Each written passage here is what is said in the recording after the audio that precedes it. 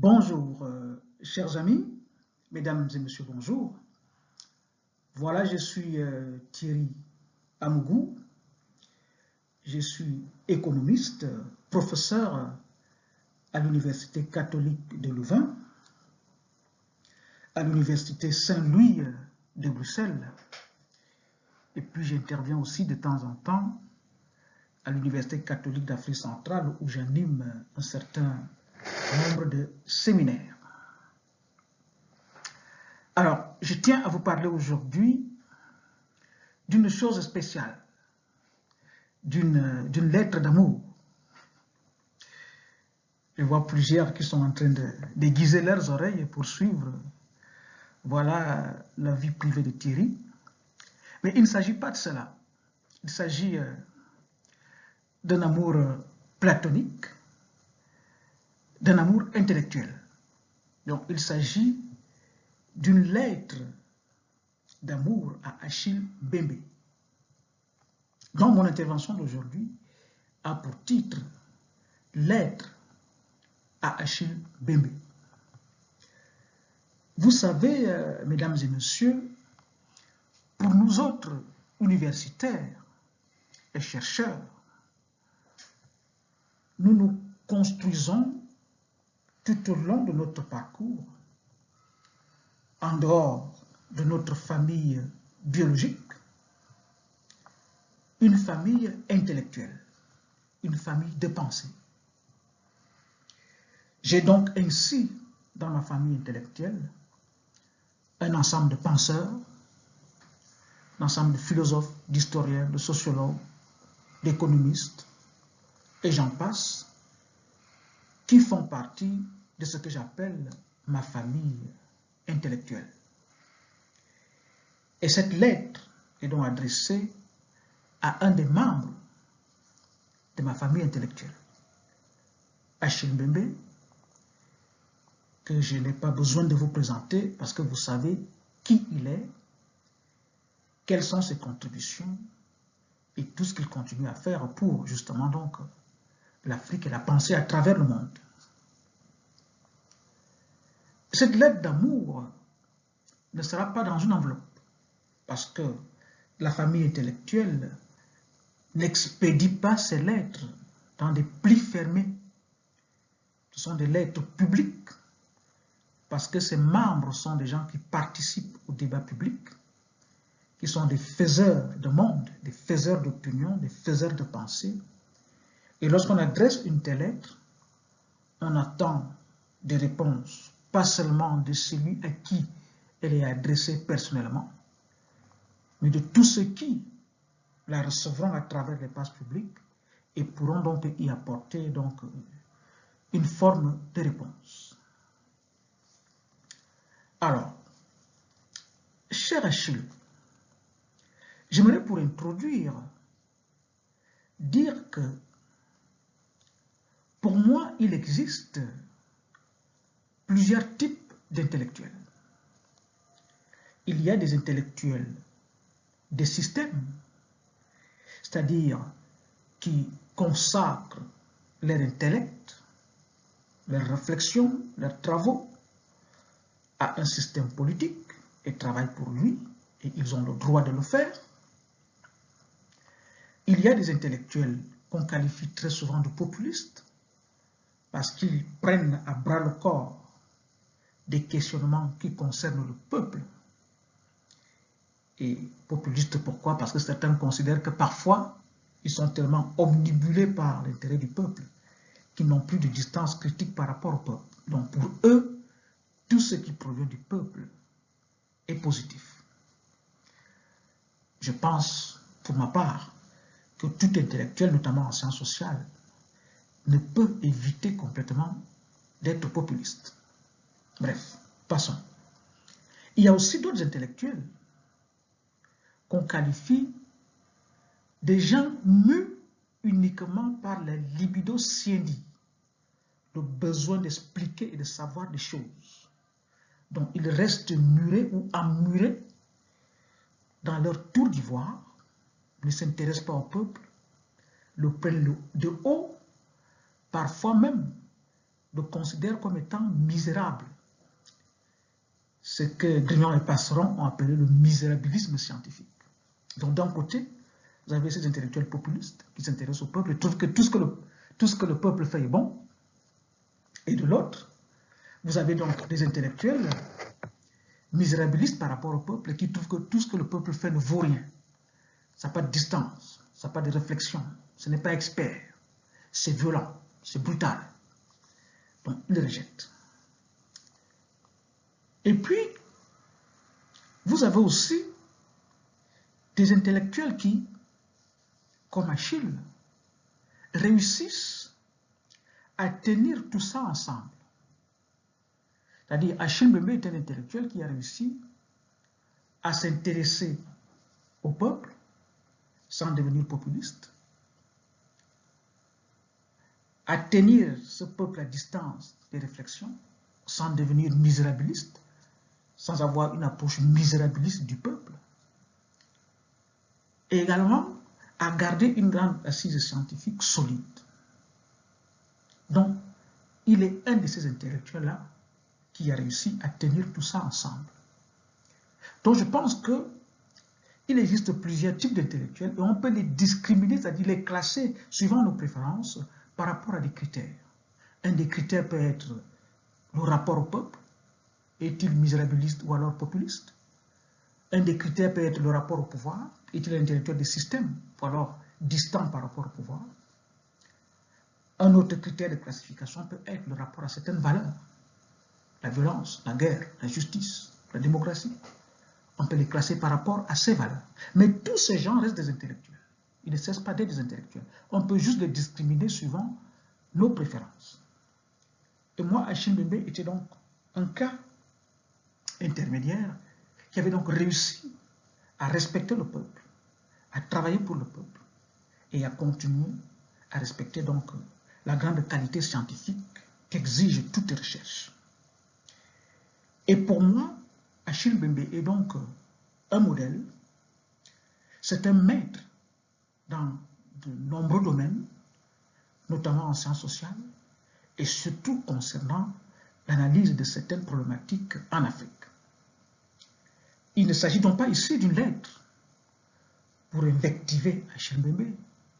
Qui suis-je pour le faire? Il s'agit tout simplement d'une lettre, entre guillemets, d'un disciple qui, tout en gardant un comportement, si vous voulez, un rapport d'allégeance au travail intellectuel d'Achille Mbembe, dans de nombreux domaines, notamment en Afrique, s'arroge aussi le droit d'avoir une distance critique par rapport à lui.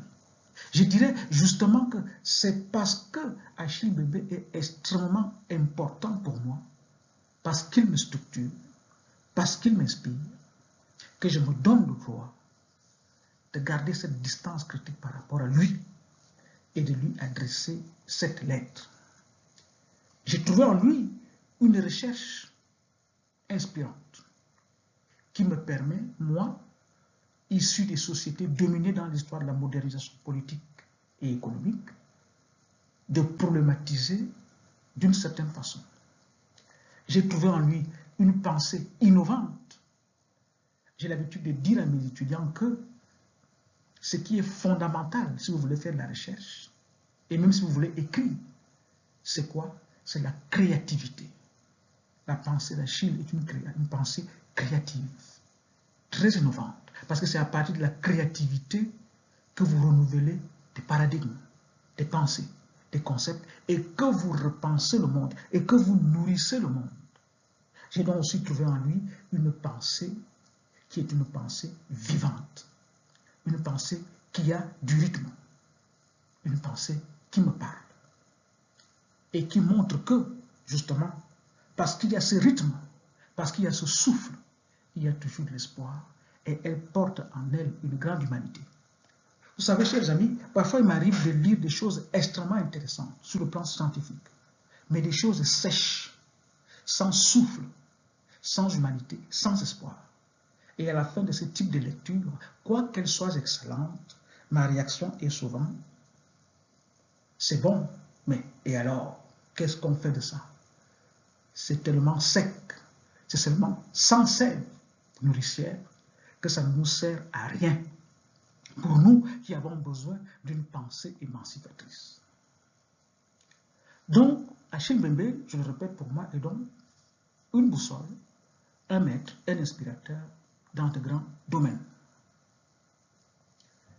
D'où ces interrogations, parce que justement, elles me touchent, parce que sa pensée me concerne. Pour problématiser mon inspiration, et notamment mon questionnement, je dirais que tout commence au sommet, au nouveau sommet Afrique-France de Montpellier, qui pour moi est un événement extraordinaire, sommet auquel j'ai participé à une moindre mesure dans les coulisses, parce que Achille a bien voulu me faire l'honneur de discuter certains thèmes. Je l'ai fait avec plaisir et je le referai encore aujourd'hui, parce que ce qui est fondamental, c'est de savoir que même si le rapport Afrique-France a été parsemé de cadavres couverts de sang et souillé d'un ensemble de pratiques très peu catholiques, et c'est un euphémisme qu'elle veut dire, c'est une affaire d'homme, c'est une affaire d'État, c'est une affaire de société. Or, seuls les cons ne changent pas d'avis. Or, nous savons que si les hommes et les sociétés sont capables du pire, ils sont aussi capables du meilleur. Alors, pourquoi ne pouvons-nous pas penser une réinitialisation de ces rapports? C'est que les anglo-saxons appellent to reset. Est-ce qu'on peut penser une réinitialisation de ces rapports pour infléchir, arriver à ce qu'on appelle en mathématiques un point d'inflexion, c'est-à-dire là où la fonction change de sens et aller vers des rapports qui peuvent profiter aux deux sociétés.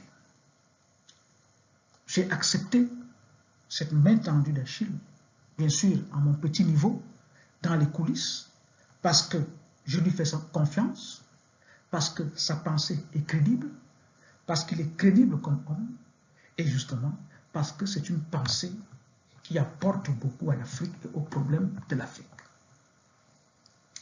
Et je pense que cet événement de Montpellier a donc été assez audacieux et capable de poser de nouvelles bases pour l'histoire. Là, je suis donc chez Rachille dans l'événementiel. D'où ma première interrogation à partir de Montpellier. Montpellier, pour moi, et tel que je l'avais entendu aussi avec toi, c'était un événement en one shot qui permettait de pouvoir réinitialiser, entraîner une disruption, comme tu l'appelles, de façon à redéfinir les coordonnées polaires, politiques, sociologiques, géopolitiques, économiques, sociales et même écologiques entre l'Afrique et la France. Et c'était un sommet historique au sens où c'est l'événement, très souvent, qui enclenche l'histoire. Nous sommes aujourd'hui dans une histoire qui s'accélère avec un événement qui est lequel, qui est la guerre en Ukraine. Ce sont très souvent des événements dans l'histoire qui enclenchent l'histoire et qui l'orientent d'une certaine façon. Donc ce sommet, ce nouveau sommet Afrique-France de Montpellier avait cela de fondamental. Or, l'événement, historiquement, je ne t'apprends rien, tu es historien, l'événement c'est quoi? L'événement c'est ponctuel. L'événement c'est le temps court, ou alors au maximum, le temps conjoncturel, si je suis un peu la classification de Fernand Braudel. Mon premier questionnement est le suivant. Lorsque l'événement de Montpellier, dans lequel tu devais intervenir de façon ponctuelle, se transforme en structure politique, en structure étatique, est-ce que l'intellectuel libre, critique, que tu as toujours été, ne se transforme pas aussi en un intellectuel du système? est-ce qu'en poursuivant, tel que tu le fais avec Macron, dans une forme de binôme, le service après-vente des décisions du sommet, du nouveau sommet France-Afrique ou Afrique-France de Montpellier, tu n'es pas en train de devenir un intellectuel de système. Encore mieux, un intellectuel d'État, que dis-je? Un intellectuel de l'État français et de la dimension France-africaine que cet État va construire à travers Macron. Ça, c'est une question fondamentale. Pas parce que tu le souhaites, mais parce que lorsque un événement perd son caractère ponctuel pour devenir une structure politique, l'intellectuel qui y travaille est automatiquement embarqué par l'inertie de la structure et devient un intellectuel des systèmes, un intellectuel de structure, un intellectuel d'État dans le cas d'espèce. Et il arrive donc que cet intellectuel-là, quelle que soit son habileté, quelle que soit sa finesse, ne peut échapper à nous produire une pensée d'État, qui est ici une pensée de la France sous Macron, ou si tu veux, une pensée de la France-Afrique sous Macron. Et là, le questionnement est le suivant. Est-ce que Louachim Mbembe que j'aime, qui est un intellectuel libre, critique, est en train subitement de devenir un intellectuel d'État? Cette question est d'autant plus plausible que lors de la dernière présidentielle en France, Macron avait pour principal adversaire Marine Le Pen. Or, nous savons que Marine Le Pen, c'est-à-dire le Rassemblement national et le Front national, son père, n'ont jamais été au pouvoir en France. Jusqu'ici, n'ont été au pouvoir en France que des partis de gauche et de droite et du centre dits républicains. Ça veut dire que le désastre de la France-Afrique, au sens mafieux du terme en Afrique, est une conséquence en Afrique de la République française et des partis républicains.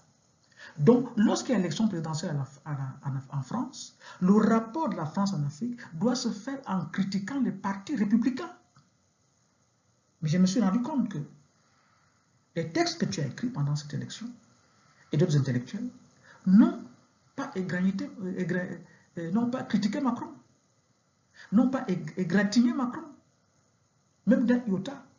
Tous ces textes se sont évertués à critiquer Marine Le Pen. Or, critiquer Marine Le Pen, connaissant l'histoire de l'Afrique et qu'elle n'a jamais été au pouvoir et que l'extrême droite n'a jamais été au pouvoir, c'est critiquer le vide. C'est de laisser le réel qui détruit l'Afrique pour critiquer le vide. Voilà un exemple qui, inconsciemment, je ne sais pas si tu te rends compte de ça, montre que finalement, tu deviens un intellectuel d'État et des systèmes qui bat campagne pour qu'un candidat avec lequel il a des projets soit au pouvoir et qu'il continue ces projets-là. Et dans cette sous-interrogation, se glisse une autre. Est-ce qu'en poursuivant dans les projets que le binôme que tu constitues avec Macron ont, est-ce que tu es sûr de continuer à défendre l'Afrique? Ce n'est pas certain. Tu défends le projet France-africain qu'a l'État français. Il n'est pas sûr que le destin de l'Afrique, les projets de l'Afrique, soient en concordance avec le projet France-africain qu'a la France. Surtout une Afrique aujourd'hui face à une multitude d'acteurs, de partenaires, aux puissances variées, accélérées notamment par la guerre en Ukraine. Ça, c'est le premier point d'interrogation. Cher Achille, le deuxième point d'interrogation est le volet société civile.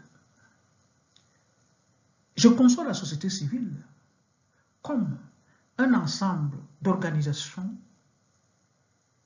un ensemble d'individus, hommes, femmes, qui essayent de gérer de façon autonome leur rapport à l'État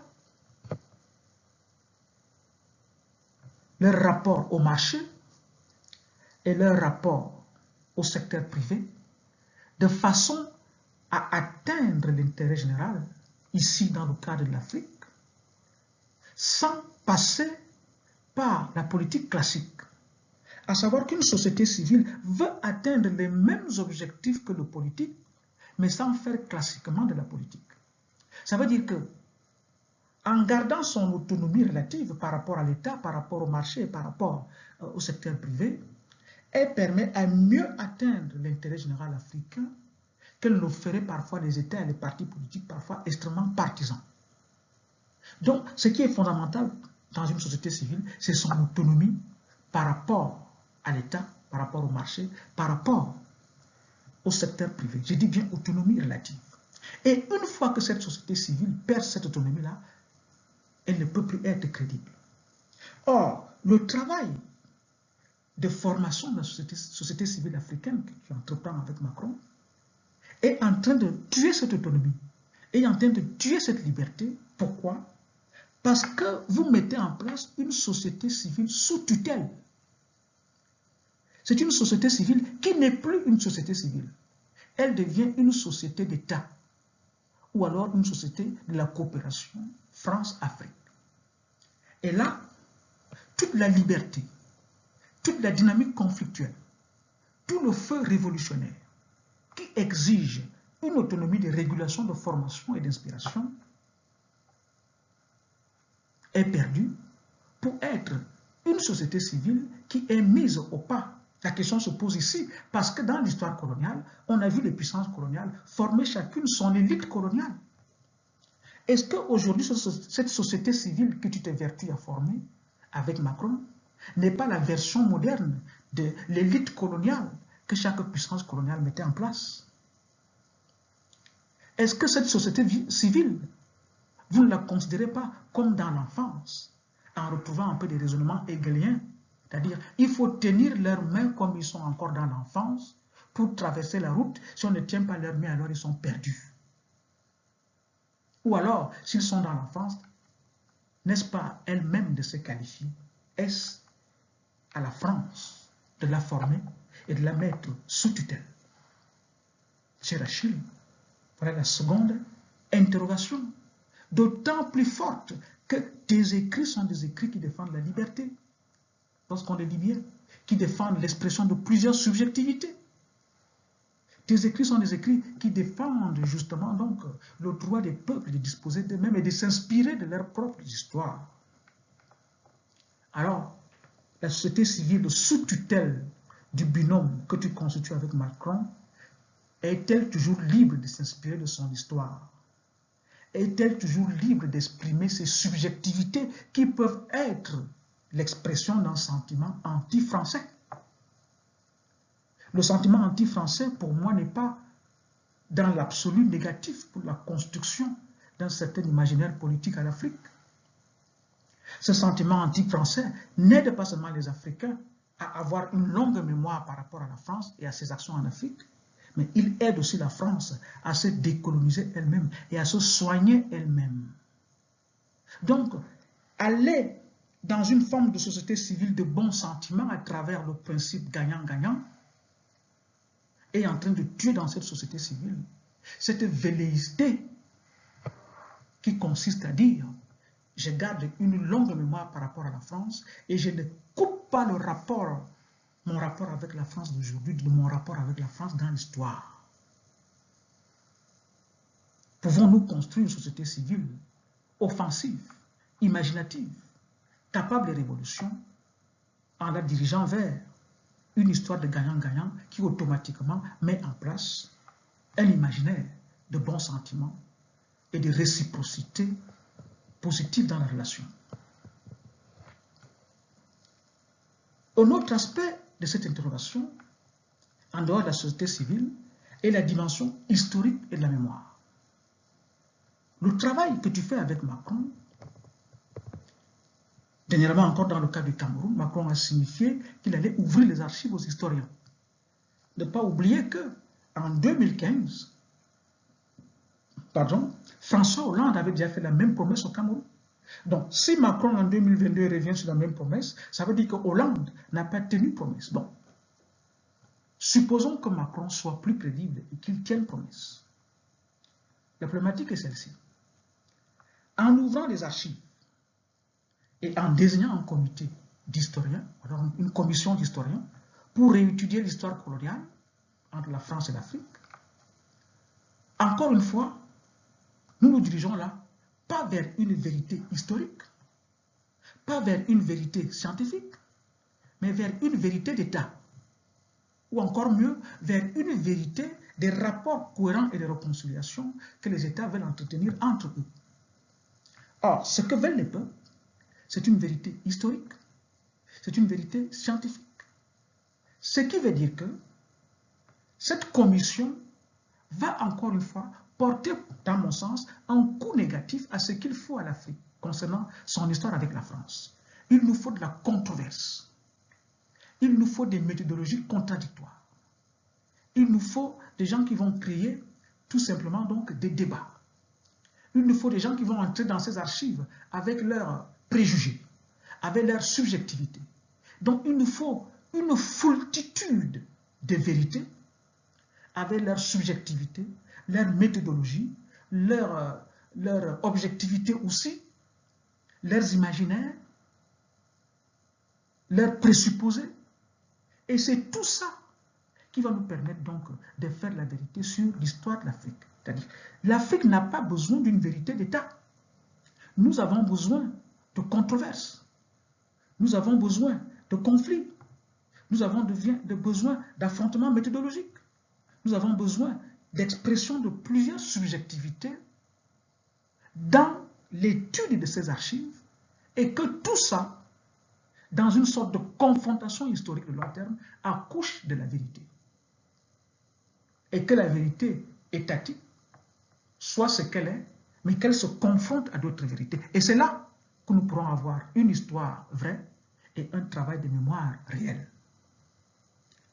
Donc, cher Achille, voilà ma courte lettre d'amour. Et c'est parce que je suis inquiet, parce que tu es très important pour moi, et que vraiment je dors très mal lorsque je vois ce que moi j'appelle un cinéma. Et je t'adresse cette lettre. Je ne suis pas sûr que tu y répondras parce que je sais que tu es extrêmement occupé. Si tu y réponds, ça me fera énormément plaisir. Mais je l'adresse aussi à tous ceux qui vont la suivre et qui peuvent m'aider en m'éclaircissant sur ces points sur lesquels je pense, je suis prêt à avoir vos réflexions pour justement donc m'aider à comprendre mieux ce que je ne comprends pas. Donc, merci à tous et à toutes et voilà, bonne soirée, et portez-vous bien. Allez, ciao, ciao, bye bye.